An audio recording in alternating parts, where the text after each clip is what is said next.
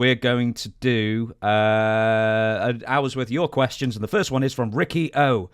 Were you booking for IWA during the time Tiger Ali Singh had been sent down from the WWF? And do you remember the injury he suffered while wrestling an outdoor show in the rain? Yes, I was. This is a lengthy answer.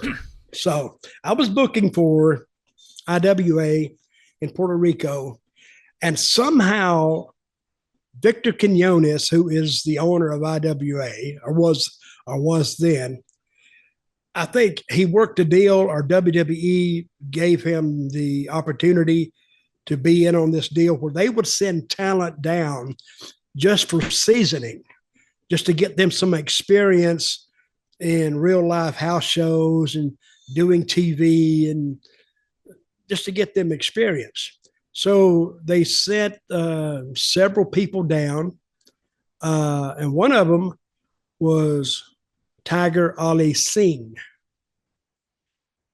who had like an Indian gimmick, and he's not Muslim, he's Sikh Indian. So, and we went to this show one night, and it was outside, and it was raining a little bit. Like, Puerto Rico's in the tropics, basically. So it's going to rain, and it'll rain for 20 minutes, 30 minutes, then it'll stop.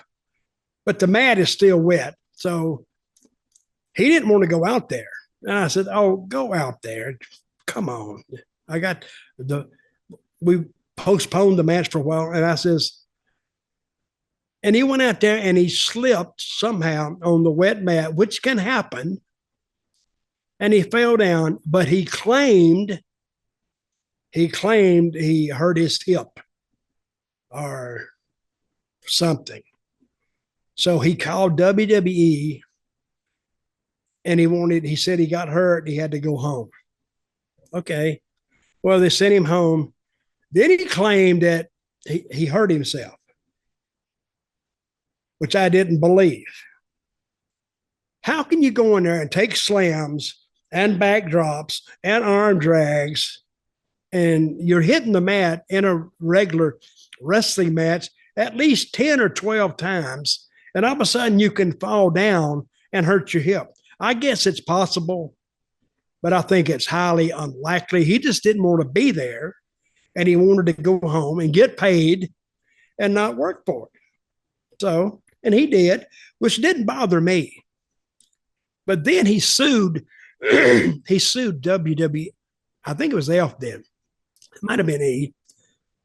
This was 2000, early 2000, yeah. But they bid WWE then, right? It was 2001 WWF still. Okay. So he sues them, and then they call me up.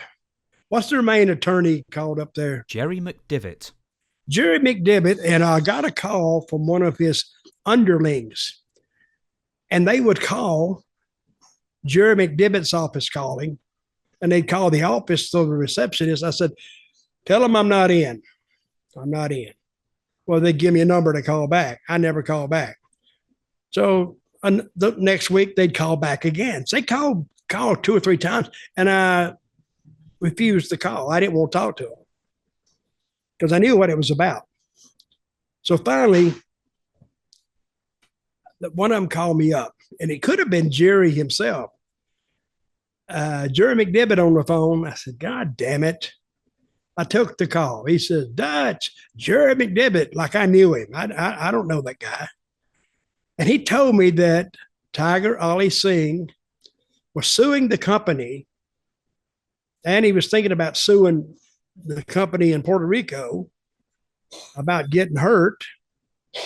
And I said, I don't believe it. And I forgot what he said. Oh, they wanted me to come up there and testify in a trial. I said, when? Well, next week. I said, okay, I can go up there. He said, we'll fly you up on Monday and we'll fly you back on Thursday. I went, wait a minute. I work Monday, Tuesday, Wednesday. I got to do TV. He said, well, you have to put that off. Like I work for him. I said, no, I can't put it off. I got a job to do, and I probably won't get paid if I'm up there laying around. So he said, okay, this is what we do. We'll fly you up in the morning and fly you back in the afternoon. From Puerto Rico to New York or to Stanford, it's about a 5-hour, 4-hour flight. And I'm not spending 8 hours on a plane flying back and forth to settle this deal that Tiger Ali Singh claimed that he got hurt. I didn't believe him anyway. So he kept on. He said, we can, if you want to play tough, we can play tough too. Now he threatens me that we will subpoena you, and if you don't show up, you'll be in violation. So I said this, okay, Mr. McDevitt, I want you to subpoena me, and I want you to put me on that stand up there, and I want you and his attorney to ask me questions. He said, I dare you to do that. So he said, well, we need to depose you. I said, no, I'm not being deposed. And I said, even if you do depose me, doesn't necessarily I'm going to say anything that's going to help you on that stand. So what I said was, you can do that. You can force me to go, but it'd be in your best interest to keep me as far away from that trial as you can keep me. And guess what happened?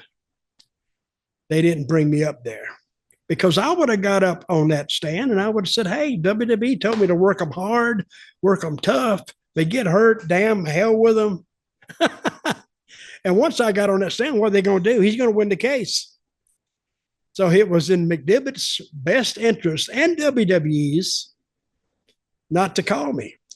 Now, I asked him, I said, hey, the time I'm up there, you going to pay me? They said, oh, no, we can't pay you. I said, why not? I'm missing work. He said, well, if we paid you, that would be like, and he's right in this, it'd be like influencing your testimony. So I'm thinking, well, I'm gonna miss a week's work to help you guys. I don't have anything to do with this. But anyway, the end result was he never brought me up there. And I think he did end up telling Undertaker, he said, that friend of yours, Dutch, he's a little bit off, isn't he? He said, oh yeah, he's crazier than hell. So, but that was the deal. I do remember that though. And I don't, did he win that case or no? Oh, I don't even know if he won the case. I was going to, well, this is according to Tiger Ali Singh's Wikipedia, so, there you go. An outdoor wrestling match, it had begun to rain. Singh went back to his dressing room to change back into his street clothes, and the promoter, not the booker, but apparently the promoter came and forced Singh to go back out to finish the match. Singh was given an ultimatum by the promoter to finish the match in the rain, or he would be fired by WWE. He agreed to finish the match, and within 5 minutes, he slipped on the wet ring surface and hit his head. Now, he's claiming that he suffered a severe concussion from this rather than a hip injury. Okay, yeah, okay. But no, I didn't know if that was like you remember it as a hip injury, or he changed his injury. I think it was something got hurt. And let's say a concussion. Okay. He immediately flew back to Toronto, and he was fired by the WWF 3 months later. It says, the Wikipedia does, it took him 5 years to heal from his injuries. Bullshit.